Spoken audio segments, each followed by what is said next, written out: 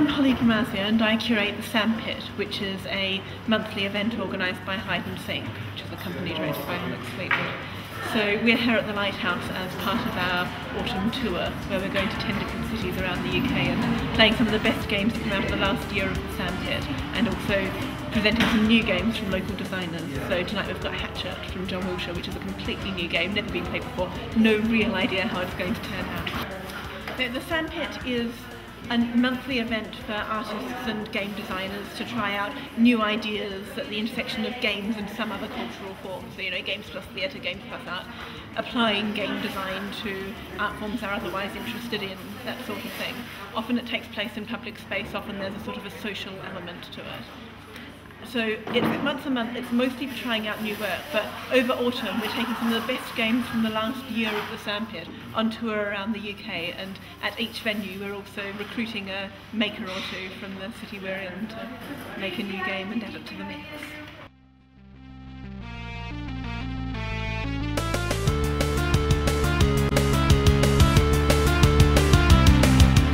I'm running 3 games tonight, facilitating 3 games. The first one is Stand Up. It's a fantastic game. It's about bank robbers doing heists and then splitting up the booty between them. Very treacherous, very backstabbing, exactly the type of game that I love. It's designed by Kevin Davis.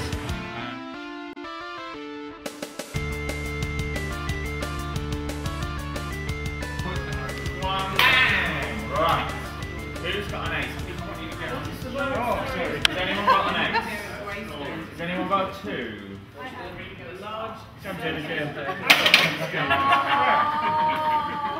Right. Who's got 3? A 4?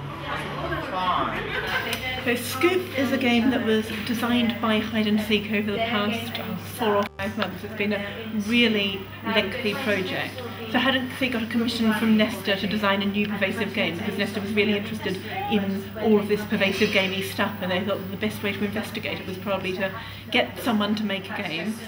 The basic rule set that's been consistent all the way through is that you have 3 teams, they all have video cameras, they all have things they're trying to film, and they are all trying not to be filmed by the other teams. Within that framework we've had ridiculous plots. We've had spies, we've had no theme at all. We had one where there was this sort of William Blake sub-Coleridge post-apocalypse poetry, religion, water shortage plot. But what we've settled on in the end is Scoop, which was originally suggested to us by Silke Abel, who's one of the designers and one of the players at a lot of the Sandpits. And the premise is there are 3 rival teams of news crews: the Reds, who are a little bit socialist, the Yellows, who are a little bit tabloid, and the Blues, who are a little bit conservative. They've all got the same list of news stories that they have to go out and find or create if they can't find the news story. They've got a bag of props to help them create it, and they've got to put a bit of their spin on the news story, but they're all reporting the same stories. They can also, if they see a rival team, film them and report on their shoddy workmanship. By the rules of the game, workmanship is always shoddy. If you see another team, you can report on how rubbish they are. And if you do that, you get points for finding them, and they lose points for being caught in their shoddy workmanship. Bloody shoddy work! So you're rushing around trying to film a story about, you know, aliens invading the South Bank, or the Lighthouse being filled with magic iPod users, or whatever it is, while also trying to make sure nobody catches you on film. They are smothering us horrifically. We've got to do something about this now. Right, we're going to go and hit them. Get the camera on my face! Get on my face! People! I say it's all comfortable and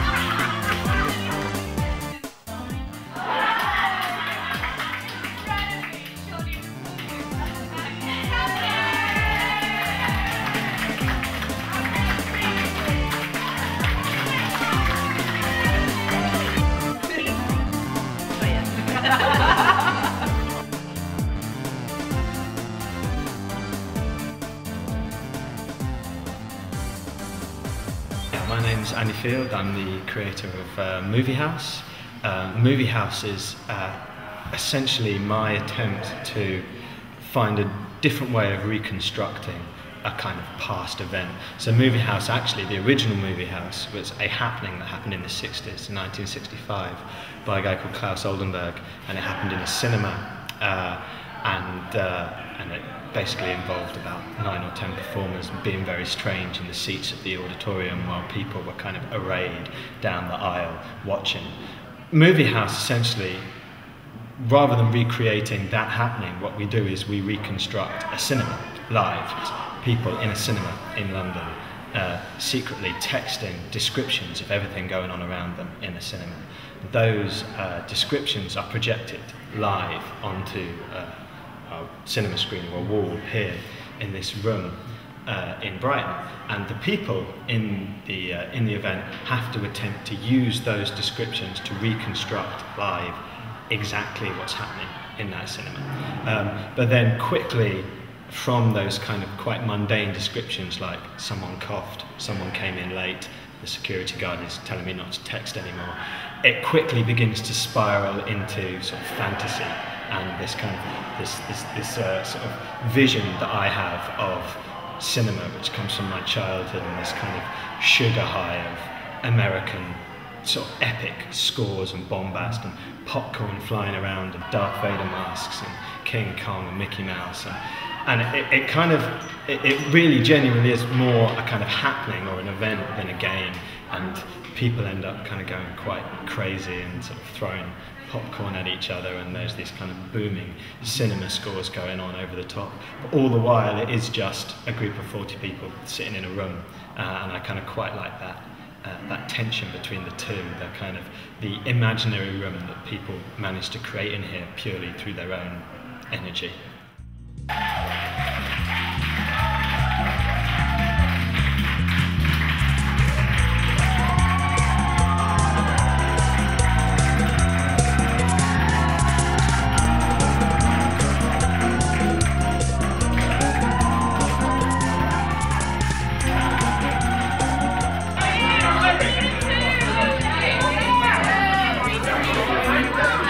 My name's John Wilshire. I designed a game called Hatchet, which is all about getting people to sing lyrics together, except they all get an individual card which has one word for lyrics. They're all Beatles lyrics.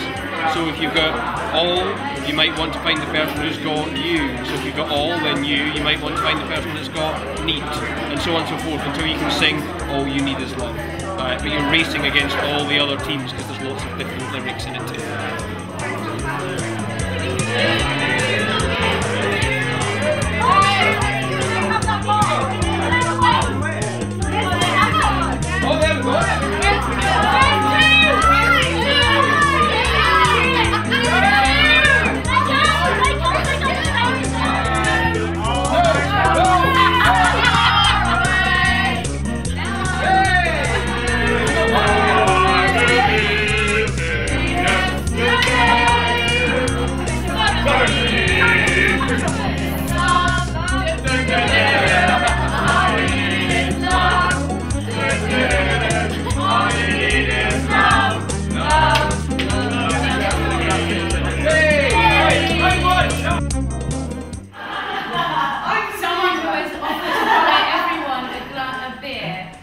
Turns out to be a werewolf, and someone who says, I just don't know how to play the game, so obviously I'm in a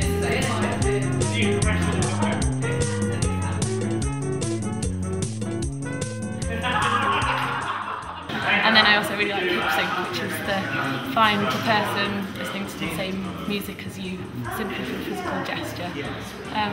So for me it's been the best event yet, and I think it's mostly the type of people that came and how playful people were. And the most important thing about social games is that it brings people together who were previously strangers, and really allows people to explore alternative ways of communicating, and it accelerates things like trust and curiosity and exploration of social norms within a collective scenario, which I just think is these are aspects of society that are lacking on the street, and we need to try to facilitate more. that's why I'm involved with games design and hide-and-seek.